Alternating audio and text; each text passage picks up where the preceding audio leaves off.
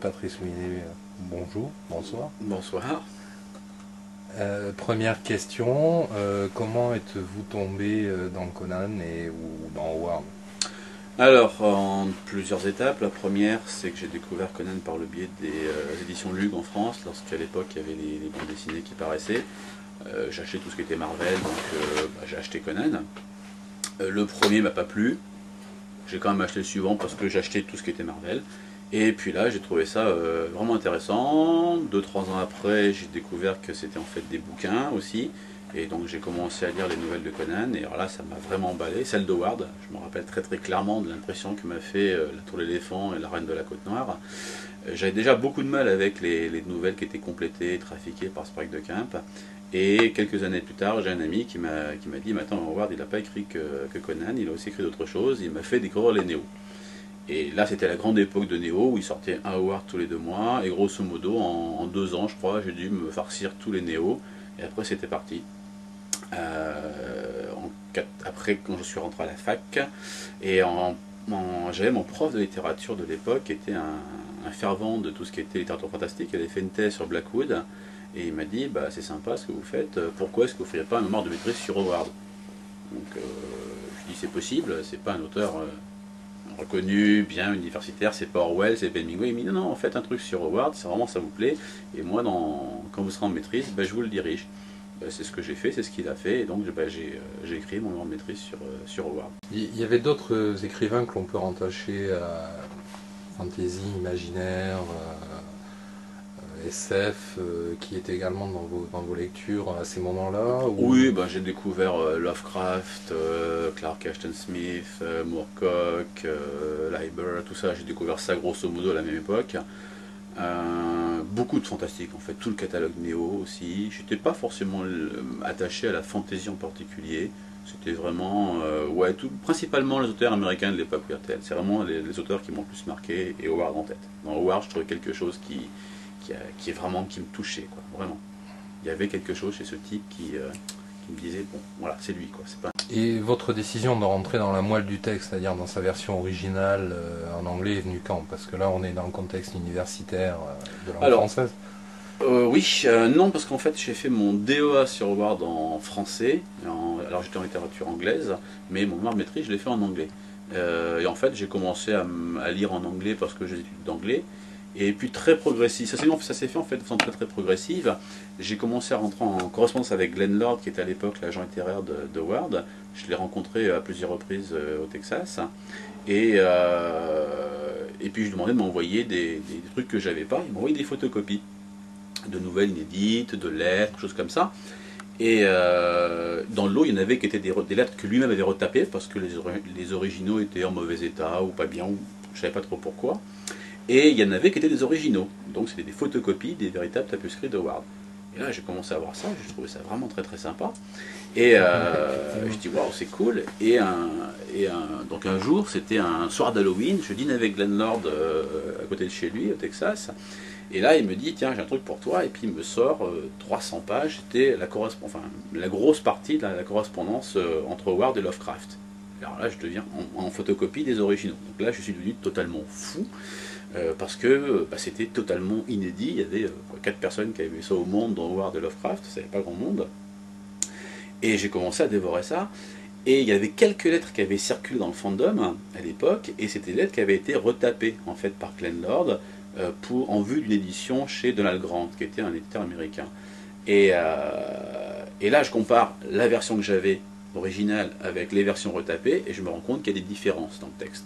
Qu'il y a des passages qui ont été coupés, censurés, etc. Et là, j'ai dit, bon, ce qu'il te faut, c'est pas des trucs retapés, il te faut que les originaux. Et là, j'ai commencé à récupérer auprès de Glenn Lord, j'ai dit, bah voilà, je sais pas pourquoi, il m'a choisi moi, entre guillemets, parce que personne n'avait vu ces documents. Et j'ai commencé on a fait un deal, entre guillemets, avec Glenn. Il m'envoyait tous les mois 100, 200, 300 photocopies de textes de Howard. Et moi, en échange, je lui récupérais toutes les éditions que je pouvais trouver au monde des textes de Howard. Donc, ce qui fait que j'ai trouvé des trucs dans pas mal de pays. Et c'est comme ça que j'ai accumulé ma collection de tapuscrits originaux. Voilà. Et donc, une fois que j'ai découvert le vrai truc, the real deal, je ne pouvais plus avoir les photocopies, les textes trafiqués, je ne pouvais plus, quoi. Voilà comment c'est parti en fait, de façon très très innocente. Il n'y avait pas vraiment une démarche, etc. La démarche après, elle s'est faite en étudiant les textes, en travaillant dessus, on se rend compte de tout ça. Et j'ai commencé à devenir assez spécialisé sur l'étude des manuscrits de Ward, être capable de les dater rien qu'en les regardant. Enfin voilà, des techniques assez ésotériques et qui intéressent sans doute que moi. Non, pas obligatoirement, enfin, puisqu'en plus c'est un résultat concret Oui. pour tout le monde. Ouais. Mais à ce moment-là, vous vous rendiez compte de l'ampleur de la tâche, ou c'était bon, une passion qui ouvrait sur un rêve finalement même pas imaginable? Je sais plus l'état d'esprit dans lequel j'étais à l'époque. C'est vrai que j'adorais travailler sur Word. Avec des amis, on avait déjà fait un fanzine, on avait une émission radio, donc on était quand même assez impliqués, mais ça restait quand même très très fandom. Et c'est vrai que le fait d'être allé aux États-Unis, d'avoir rencontré Glenn Nord, d'être allé à Cross Plains, d'être devenu membre de la RIUPAC, un petit cercle très restreint de spécialistes américains, ça s'est fait, je crois, très très naturellement. J'ai commencé à écrire pour des fanzines américains, et puis après c'est passé à du semi-pro. Et en fait tout ça, ça s'est fait, je veux dire, c'est un enchaînement qui est logique. Il n'y a pas un jour où je me suis dit, tiens, je vais passer à un stade professionnel ou à un stade sérieux, alors qu'avant j'étais amateur. C'est vraiment une continuité. Et je ne considère pas ça comme un travail. Un travail, c'est quelque chose que je vais devoir faire de façon alimentaire parce que j'ai pas le choix. Moi, mon grand plaisir, enfin, maintenant c'est moins vrai puisque j'ai quand même pas mal de manuscrits maintenant, mais à l'époque, quand je recevais tous les mois ces manuscrits, ma grande hâte, c'était vite que je me débarrasse de mon boulot de la journée, quel qu'il soit, celui qui me permettait de me nourrir, pour que je puisse travailler toute la nuit sur des manuscrits. Parce que là, vraiment, c'est là que je m'éclatais. Donc c'était vraiment un plaisir. Quand on me disait, voilà, tu préfères quoi, aller au cinéma? Ah non, moi je préfère travailler sur un manuscrit. J'avais un côté quand même un peu... Et en même temps, ce travail de fourmi, je dirais, consciencieuse, qui impliquait de découvrir les versions réelles de Howard, mais ça impliquait aussi d'avoir lu les mauvaises versions. Oui, alors j'ai lu les mauvaises versions il y a très très longtemps. Je me fais un devoir de ne jamais les relire. Et en fait, j'ai des souvenirs assez flous de tout ça. Donc, à partir du moment où j'ai commencé à voir qu'il y avait des problèmes, qu'il y avait des gens qui trafiquaient systématiquement les œuvres d'Howard, c'était vraiment un truc à grande échelle. Quand même, ce type, il n'a pas eu de chance. Il y a quand même la plupart de ses créations qui ont été pillées, trafiquées, etc. À partir du moment où j'ai compris qu'il y avait des soucis, à chaque fois, j'ai essayé d'aller au texte le plus pur. Donc quand j'ai commencé mes travaux, bon, je suis allé chercher les éditions de Karl Wagner, qui étaient des éditions pas mal du tout. Ensuite, je suis passé carrément au pulps, et au bout d'un moment, je suis passé carrément au manuscrit. Donc je ne peux pas aller plus loin que ça. Donc, puisque vous avez vu une partie de la correspondance de Howard, est-ce que c'est un problème dont il parlait justement avec quelqu'un comme Lavorc ou autre, de ces problèmes de bidouillage de texte qui étaient en même temps quasi contemporains? Alors il y avait deux types d'éditeurs Howard. Il y avait Weird Tales déjà, qui était comme son gros marché, et Wright, donc était la personne qui dirigeait Weird Tales, était vraiment un mec bien, il n'y a pas de souci. Lorsqu'il avait une nouvelle, il y avait un truc qui lui plaisait pas, il n'allait pas changer le texte, il allait dire voilà, monsieur Howard, je vous renvoie votre machin, soit j'en veux pas, soit alors c'est la nouvelle de Conan, la première nouvelle de Conan, c'est ça. Voilà, il y a le premier chapitre et la fin de la page 28 et demi, ça me plaît pas trop. Est-ce que vous pouvez éventuellement le réécrire? Bon, là, Howard disait ok, oui, il disait non, bref. Mais voilà, on lui disait voilà, tu fais ce que tu veux, c'est toi qui décides, à toi de le réécrire. Très souvent, Howard, il réécrivait le texte, il suivait les suggestions, etc. Mais c'était sa décision finale. Dans la plupart des pulps américains de l'époque, on disait strictement rien. C'est-à-dire qu'il y avait des nouvelles qui étaient changées, il y a plein de nouvelles de Howard, et c'était pas Howard en particulier, hein, c'était valable pour tout le monde. Il y a des nouvelles où il changeait le titre, il changeait le nom d'auteur, il changeait les personnages, enfin il y a des nouvelles de Howard, un jour il dit tiens, j'ai une nouvelle que j'ai écrite, je savais même pas que je l'avais écrite, et par l'auteur qui a écrit telle nouvelle. Je sais pas, j'ai jamais écrit cette nouvelle. En fait, c'était une de ces nouvelles qu'il avait publiées il y a 6 mois, il savait même pas qu'elle était parue, dans quel magazine, le nom avait été changé, tout avait été changé, il était pas au courant. Donc c'était vraiment une jungle, hein, le monde des pulps. Et donc c'est vrai que Weird Tales, c'était vraiment c'était quand même un peu à part, c'était quand même assez spécial, et c'était l'endroit où il a pu être publié de façon très correcte. Wright avait un souci quand même, c'était dès que les dialogues étaient un petit peu trop corsés, un peu épicés, il y avait de la censure, ça coupait plus ou moins discrètement, il enlevait des petits passages qui étaient un peu gênants pour le monde de l'époque. Et parce que Howard, sur la fin de sa vie, il y allait vraiment. Quand les nouvelles de Conan, les dernières, il y va vraiment. Au niveau injure, passage osé, donc c'est osé pour 1935-36, donc aujourd'hui c'est quand même assez léger. Et ça correspondait pour vous à une évolution enfin, mentale, consciente ou inconsciente dans son esprit, dans sa vie, ou c'était un travail d'écrivain qui se poursuivait? Sur les nouvelles de Conan, c'est tout à fait volontaire. C'est-à-dire qu'il avait vraiment compris que son personnage, c'était pas un mec comme Conan, c'est pas un mec qui est recommandable. C'est pas un anti-héros gentil, c'est pas du tout ça. C'est vraiment un mec qui peut être dangereux, c'est pas le type qu'on a envie de rencontrer en face. Et donc le fait de le faire parler dans un langage qui est quand même assez hard pour l'époque, pour les pulps, c'était vraiment, vraiment très très chaud, on va dire. Alors Howard s'arrangeait aussi pour placer des injures qui sont à double sens en anglais, du style bloody par exemple, qu'on peut avoir, qui peut être, évidemment c'est un type qui peut être sanguinaire, mais ça peut être aussi un salopard, donc bon, on ne savait pas trop ce qu'on pouvait faire. Donc il essayait vraiment de placer un maximum de choses, de façon à faire ressentir que ce personnage était quand même quelqu'un de pas net, il rentrait en fait dans le lecteur. Il faut savoir qu'à l'époque, dans les pulps, lorsqu'un personnage poussait un juron, un Dan, ben, on avait un petit dé avec 3 points de suspension, parce que c'était vraiment beaucoup trop opposé. Donc Howard, c'est vrai que de ce côté-là, il était quand même beaucoup plus moderne. Et pour vous, quelle est l'évolution principale de Howard dans les Conan, ou même tout au long de sa vie d'écrivain, qui finalement est assez brève? Est-ce qu'il y a des faits vraiment marquants à retenir? Donc, au niveau littéraire, ouais. Je pense qu'en fait, il y a une évolution continuelle et que plus ça va, plus il se rapproche de chez lui.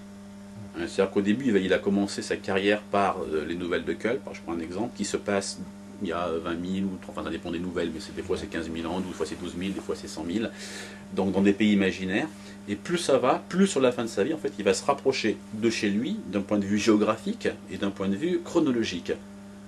Sur la fin de sa vie, il écrivait quasiment plus que des westerns.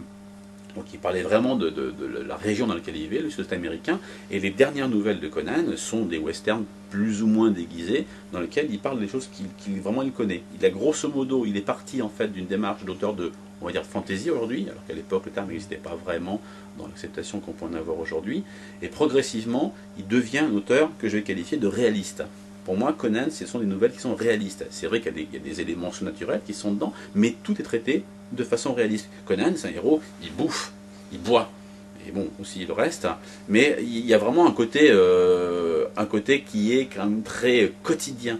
Il y a des préoccupations lorsque Conan, lorsqu'on pays est envahi dans l'heure du dragon, ben, il y a des passages sur les paysans qui crèvent de faim, etc. On retrouve vraiment l'Amérique en crise de 32, 33, 34 dans les nouvelles de Conan. Il y a vraiment il y a une dimension qui est politique, il y a un commentaire sur l'époque dans laquelle il vit, puis un commentaire en général sur la barbarie et la civilisation.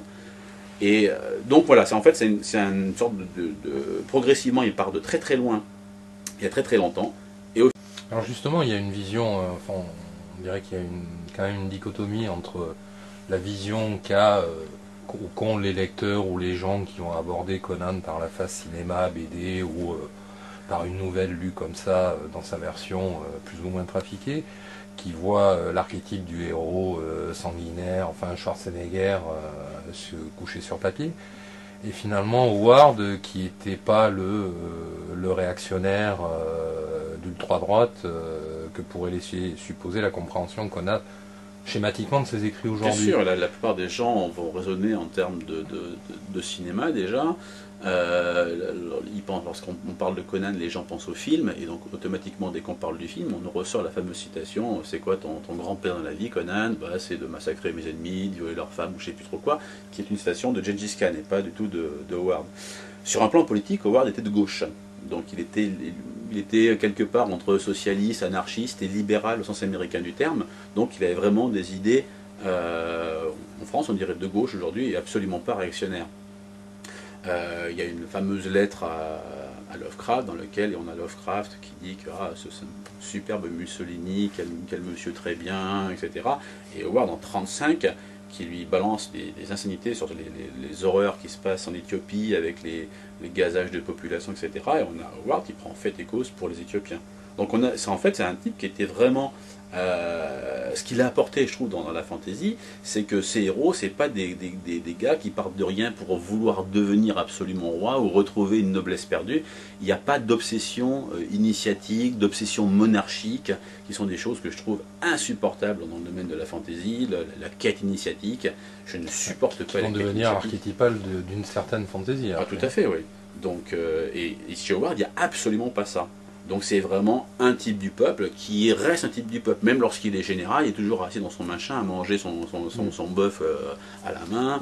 C'est vraiment c'est quelqu'un avec qui, voilà, je l'aurai en face de moi, je pourrais manger un truc avec Conan, et je pense que je passerai un bon moment parce que je serai avec quelqu'un on peut parler, on peut discuter de façon normale. C'est pas le héros guindé, arriviste et ambitieux qu'on peut trouver une mission. Voilà. Est-ce que c'est pas finalement, contrairement à ce qu'on croit, une sorte de, on va dire, d'anarchiste entre guillemets de droite, Conan qui vit sa vie, il lui arrive des choses, il est capable de les gérer violemment si nécessaire, mais finalement quelqu'un qui veut rester indépendant. Il est indépendant, je ne sais pas si on peut le qualifier d'anarchiste de droite. Oui, enfin, mais oui, il y a un côté effectivement, on va dire anarche chez Conan, dans le sens qu'il se méfie de tout système organisé. Voilà. Donc à partir de ce moment-là où on accepte ce postulat-là du personnage, les religions organisées, les systèmes politiques, pour Ward et pour Conan c'est très clair, ils sont corrompus à la base. Point. Donc de ce côté-là, effectivement, on a quelqu'un qui se méfie des systèmes, donc automatiquement on peut le ranger dans les catégories des anarchistes. Oui. Ça reste très général, très schématique, mais bon, oui, l'idée. Contrairement à l'image. Contrairement à l'image du surhomme nietzschéen, le grand blond teuton. Voilà. Alors que Conan, c'est au contraire, c'est quelqu'un qui est... Howard crée un truc qui est quand même assez génial, qui s'appelle l'Agiborien. L'Agiborien, si on comprend bien ce que c'est, si on voit bien les cartes d'Howard et ce qu'il en dit, c'est grosso modo, c'est le monde indo-européen. Aujourd'hui, c'est l'Europe occidentale avec quelques trucs à côté. Et donc là, dans le roman classique de base, le roman de fantasy classique de base, le héros, c'est toujours un grand, blond, musclé, qui vient évidemment de ce milieu-là. Or, avec Conan, Howard, il crée un type qui vient en dehors de ça. C'est un cimérien, c'est un barbare qui ne vient pas de la civilisation européenne. Il a la peau qui est foncée. C'est pas quelqu'un qui s'inscrit dans ce machin-là. Et il va arriver dans ces pays civilisés, et là, au contraire, il va servir en fait de catalyseur pour montrer toutes les failles, tous les défauts de ce système, pour montrer que la civilisation n'est pas naturelle, etc. Donc c'est vraiment un commentateur très négatif de toutes les tares de la société. Alors, niborienne, évidemment, et on peut faire un parallèle avec la société américaine des années 30. Et son discours est très valable aujourd'hui. Vous aviez déjà au départ un schéma de publication envisagé, c'est-à-dire Conan d'abord, Salon Monkane, etc.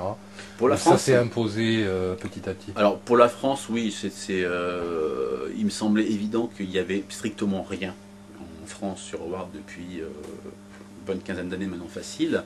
Et encore, c'était pas génial ce qu'il y avait. Donc il fallait frapper fort, entre guillemets. Donc vraiment, voilà, s'imposer directement. Il fallait s'imposer par Conan, sachant que Conan, vu l'aura du personnage, vu l'actualité qu'il y a avec le MMO qui est sorti en début d'année, avec le film qui se prépare, puis bon, les BD, bref, c'est un personnage qui est connu.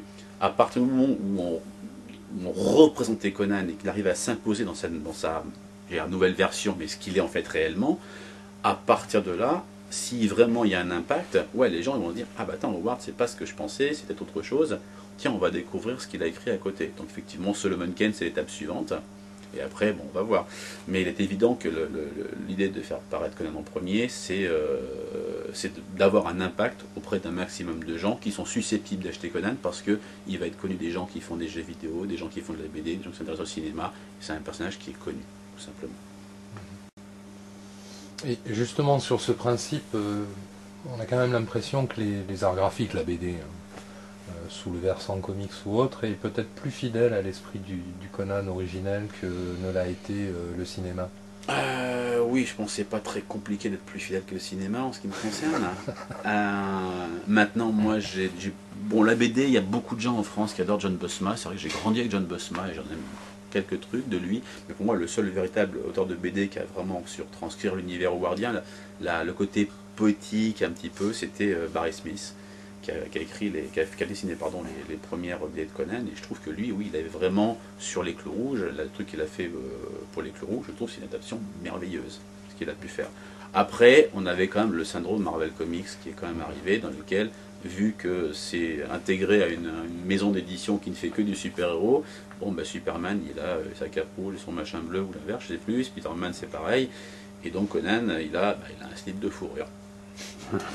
Bon, très bien, c'est pas très pratique, je n'ai jamais personnellement porté de slip de fourrure, mais je pense que je m'en lasserai vite quand même. Donc il y avait quand même ce côté uniforme qui était un petit peu gênant, et puis la routine, à savoir, bon, bah, c'est Conan qui tue un monstre et qui sauve une demoiselle un peu siliconée et pas forcément très intéressante, c'était quand même très très répétitif. Il y a eu de très bonnes choses, hein, ceci dit, mais bon, dans l'ensemble, voilà. Maintenant, il y a un petit peu de recul sur l'édition enfin, anglo-américaine, on va dire, enfin, que vous avez un petit peu piloté quand même, et même franchement piloté. Oui, complètement. L'accueil a été, aujourd'hui qu'un peu de temps s'est écoulé, l'accueil a été comment? Bon, aux États-Unis, Enfin, bon. aux États-unis, bon, puisqu'on a, je crois qu'on a la 7e édition maintenant chez Del Rey. Donc maintenant, en fait, c'est l'édition standard, c'est ce que je voulais. C'est avoir, voilà, on veut les connaître, bon, bah, c'est celle-là qu'il faut prendre, c'est la standard. C'est pour ça que ce qui est intéressant quand je l'avais conçu à la base, c'est que je voulais avoir une partie déjà introduction pour un public qui ne connaissait pas pour moi Conan, donc dire voilà qui est Conan, très rapidement quelques mots, et puis à la fin avoir tous ces essais qui expliquaient un petit peu comment Howard avait créé son personnage, et quelles étaient ses influences, parce qu'on a écrit tout et n'importe quoi sur les influences de Howard. Donc je voulais vraiment remettre les pendules à l'heure, et dire voilà ce qu'il a fait, voilà comment ça s'est fait, et voilà le matériel. Après maintenant c'est à vous de savoir ce que vous voulez faire avec. Ce qui est intéressant, c'est que maintenant, les bouquins sont parus, le premier est paru il y a 6 ans aux États-Unis, et que maintenant, on commence à avoir des gens qui, à côté, dans d'autres milieux, vont voir Howard d'une manière, et Conan d'une manière différente, et que le prisme maintenant, ce sont ces éditions chez Del Rey. C'est plus les trucs de Sprague de Camp, etc. Ça, c'est fini. On commence vraiment à avoir un changement complet des choses, et il y a des gens qui s'intéressent à Howard de façon beaucoup plus intelligente et beaucoup plus intéressante qu'auparavant.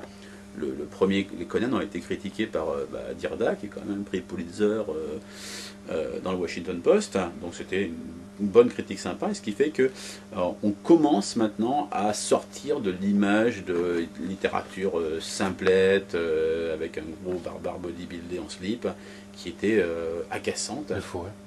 Agaçante, et il est très difficile de s'en débarrasser. Il y a encore du boulot à faire sur la biographie, mais au moins au niveau de l'œuvre, bon, ça va. Il y a quand même des gens maintenant qui disent, ben voilà, ouais, ok, j'aime Howard et je le dis et je l'écris, alors que pendant 20 ans, c'était pas possible, quoi. Est-ce que ça a entraîné la parution aux États-Unis d'études sur Howard avec une autre approche justement, ou un regain d'intérêt Oui, moins classique? Il y a pas mal de revues, donc ça reste, c'est de la critique amateur évidemment, parce que c'est toujours ça, mais il y a quand même une revue qui paraît tous les 2 mois, enfin il y a 3-4 revues qui paraissent, il y a beaucoup de choses qui sont écrites, il y a une mini-biographie qui est parue il y a 2 ans, je dirais que pour l'instant il y a beaucoup de volumes, et il y a quand même pas mal de choses qui sont en train de se mettre en place. Il faut, dans les fanzines en tout cas, il y a beaucoup de matériel intéressant qui paraît.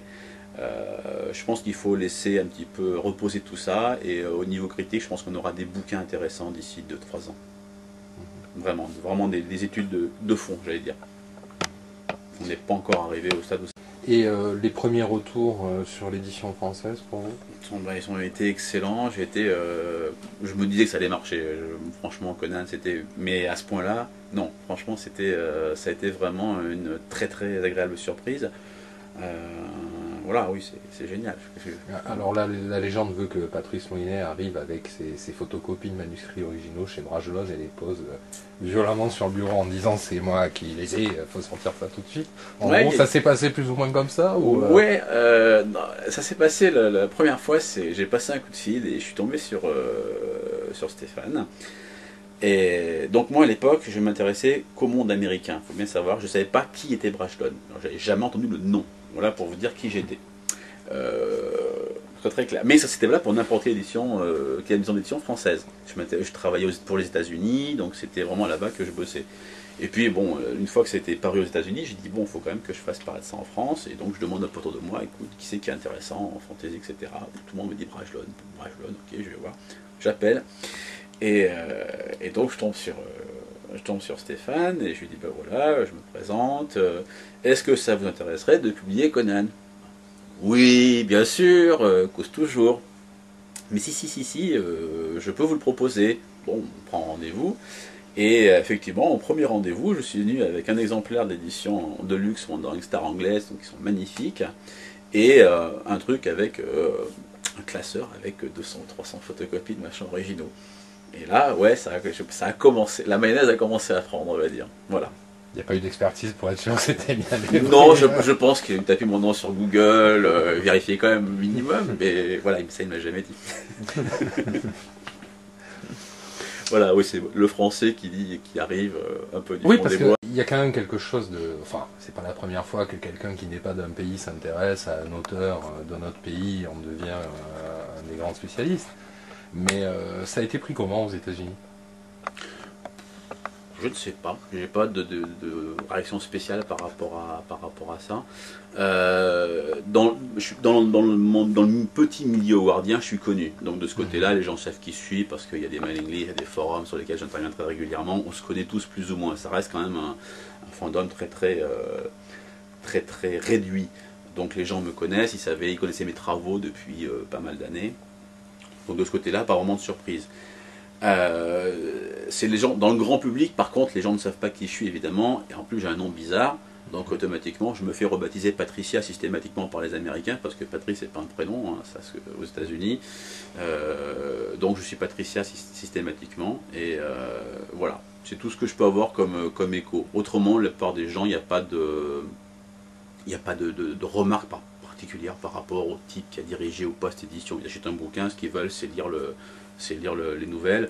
Et on leur dit qu'elles sont bien présentées, qu'elles ne sont pas trafiquées. Bon, ils sont contents. Après, ils ne vont pas forcément chercher plus loin. Il y a quelques personnes qui sont intéressées par tout ce qui est introduction, etc., le travail de recherche qu'il peut y avoir derrière et qui vont gratter. Mais ça sert surtout donc, ah tiens, je vous parle de cette nouvelle. Bon, tiens, je vais voir ce qu'il dit dessus. Et puis voilà, ça sert de référence en fait pratique et d'éviter de retomber sur les vieux clichés, les vieux schémas.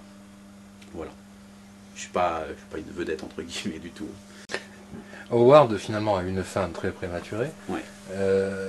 Par rapport à tout ce que vous avez pu lire justement de ses correspondances et autres, est-ce qu'il avait d'une certaine manière fini sa carrière d'écrivain, ou est-ce que l'inspiration était toujours là Alors c'est une réponse c'est une question à laquelle il est difficile de répondre pour moi. Je pense Howard a passé un cap en 35 ans. Lorsqu'il a écrit Les Clous Rouges, donc la dernière nouvelle de Conan, ça correspondait vraiment à quelque chose pour lui sur un plan psychologique. Et je pense que c'est un auteur qui aurait assez rapidement changé son fusil d'épaule, aurait quitté le monde de la fantasy pour aller publier dans d'autres domaines, en particulier le western. Et je pense qu'il aurait pu devenir soit un auteur à la Elmer Leonard par exemple, qui est capable d'écrire dans différents genres avec toujours ce même style, soit alors vraiment un auteur régionaliste au sens américain du terme, donc qui écrirait des bouquins d'histoire sur le sud des États-Unis, le sud-ouest américain, la conquête de l'ouest, la vie des pionniers, ce genre de choses. C'est vraiment la chose qui l'intéressait le plus sur la fin de sa vie. Après, au niveau de l'inspiration, je sais qu'il m'a toujours surpris à chaque fois et de façon très agréable. Il est n'importe quel récit d'Howard, quel qu'il soit, même les récits commerciaux pourris qu'il a pu écrire pour gagner sa vie, on sait que c'est Howard. Donc il avait vraiment une patte à ce niveau-là. Donc je pense qu'il aurait vraiment pu continuer à faire autre chose. Le seul souci, à continuer dans son domaine, pardon, mais il serait peut-être laissé acheter entre guillemets et diluer s'il était arrivé à publier pour les maisons de poche, maisons d'édition qui payaient bien, vite, et nous pondre des machins un peu stéréotypés. Howard, c'était un auteur en ce qui me concerne, en sorte qu'il était capable d'écrire une nouvelle de Conan alors qu'il n'y avait pas d'argent à gagner et qu'il faisait exprès de ne pas mettre de filles à poil dedans parce que cette nouvelle était importante pour lui. Par contre, s'il avait besoin de gagner 200 ou 300 $, il n'hésitait pas à nous pondre une nouvelle bien carrée qui correspondait exactement à ce que le lecteur voulait, un truc bien servi, une bonne soupe bien servie, il pouvait le faire aussi. Donc je pense que la tentation mercenaire était quand même là chez Howard et j'ai peur qu'il ait pu s'orienter vers ça à un moment. Pour revenir à l'édition française et à l'édition de Brajlon, Il y a le 3e volume de Conan, si je me trompe pas, qui est sur le feu, Oui. qui chauffe, Il qui commence à chauffer très fort. Il chauffe très fort là. Ça fera donc là quatre beaux ouvrages, Oui. vraiment qu'on ne peut que conseiller aux amateurs de littérature tout court. La suite, ça pourrait être quoi, prioritairement? Là, je ne demande pas une vision d'éditeurs ou par rapport aux enjeux commerciaux, dans l'idéal. Alors moi, si les textes qui me plaisent le plus après ce qui a été publié, moi ce sont les nouvelles dites orientales de Ward, à savoir ces récits historiques que je trouve extraordinaires. C'est du Conan sans la fantaisie, ce sont des récits hyper sombres de Howard donc c'est toujours le cadre toujours plus ou moins le même, c'est les croisades, mais c'est pas les croisades, c'est pas les premières croisades, c'est toujours les 6e où c'était une croisade dans laquelle les croisés se sont fait écraser, ce sont des récits où tout le monde crève à la fin, c'est très très pessimiste, et là il y a vraiment très très grand texte pour moi. C'est là qu'Howard écrivait le mieux, il s'éclatait vraiment à écrire ça. Et la raison pour laquelle il a créé Conan après, c'est justement parce qu'il fallait vraiment faire trop de recherche historique pour écrire ses récits. Mais moi, c'est vraiment une nouvelle que j'aimerais voir le plus rapidement possible. Il y a vraiment 5-6 chefs-d'œuvre là-dedans, facile, des bonnes nouvelles qui sont vraiment très très sympas. Ensuite, il y a sur un plan littéraire, il y a quand même pas mal de choses qui sont totalement inédites en français, toutes les nouvelles de western en particulier. Alors, les nouvelles de western humoristiques qui sont assez géniales. Je ne sais pas trop comment ça pourrait passer en français par contre, parce que tout repose sur le dialecte américain, donc ça c'est à voir. Et il a écrit une nouvelle de western sérieuse, qui est assez longue, qui fait dans les 100 et quelques pages, qui est en cours d'adaptation au cinéma, qui s'appelle les Vautours de Wapperton, qui est un western sérieux, pareil, très sombre et extraordinaire. Et enfin, sur un plan non littéraire, moi j'aimerais beaucoup qu'on puisse arriver à publier en France la correspondance, les bouquins de Valin Price, du matériel critique, etc. Parce qu'il n'y a rien en France de ce côté-là. Il y a vraiment besoin d'apporter des choses. On est quand même un pays dans lequel j'avais coutume de dire avant le premier Conan chez Brajlon que c'est qui Howard, c'est un type qui mesurait 2 mètres et qui pesait près de 100 kilos. C'était l'image qu'on avait, le colosse au pied d'argile. Et je ne sais pas pourquoi Howard était vu comme un mec qui faisait 2 mètres alors qu'il mesure 1,80 m. Donc il n'y a rien au niveau biographique sur Howard. On ne travaillait que par clichés, que par raccourcis. Alors avec les bouquins, ça change un petit peu quand même. Mais il y a vraiment un travail de fond à faire sur ce type. Il y a quand même un petit problème en France, c'est que dès qu'on parle d'imaginaire, il y a quand même une sorte de levée de bouclier. Enfin, par exemple, si on écoute les grandes émissions littéraires, surtout à la radio, parce qu'à la télé, il n'y en a plus, enfin, il y a des sortes de promos de librairies ou d'officines de supermarchés. Mais même dans les émissions, enfin, si on va un peu écouter sur France Inter, France Culture, des choses comme ça, on parle quasiment jamais de SF, là, on peut dire. Le fantastique, c'est vraiment dans le cadre de la réédition de grands classiques. Et on va dire que toute la littérature imaginaire du XXe siècle est tombée dans les oubliettes. Oui. Alors qu'étrangement, en France, il y avait aussi une tradition de romans populaires jusqu'à, en gros, à la Seconde Guerre mondiale, oui, il y avait dans le fascicule qui était également apprécié des milieux littéraires. Oui. Vous avez une explication, une idée sur ce qui a pu entraîner cette bascule des milieux universitaires aussi quand même? Alors j'ai pas vraiment d'explication. C'est vrai que j'ai été confronté moi-même à savoir que tu ne fais pas de la littérature, tu fais de la paralittérature. J'ai trouvé l'expression. La fameuse expression. J'ai toujours trouvé cette expression vomitive au possible, qui dit paralittérature, dit que c'est pas la littérature. Mais je pense qu'il y a un vrai complexe en France par rapport à tout ce qui est imaginaire, tout simplement. On est vraiment un pays cartésien de ce côté-là. À partir du moment où il y a un truc qui est imaginaire, qui n'est pas réaliste, c'est pas possible. On est le pays de Balzac, et donc il faut automatiquement que ça soit bien carré, avec 50 pages de description avant que l'action commence. Donc oui, je pense qu'il y a un côté culturel, effectivement, qui joue beaucoup. Oui, parce que finalement, si on prend un auteur comme Jules Verne, qui est encore lu dans le monde entier, s'il y a un pays où les milieux littéraires lui contestent des qualités d'écrivain, ça reste la France, oui, étrangement. Bien sûr, oui. Donc, à partir du moment où on est imaginaire, on ne peut pas être sérieux.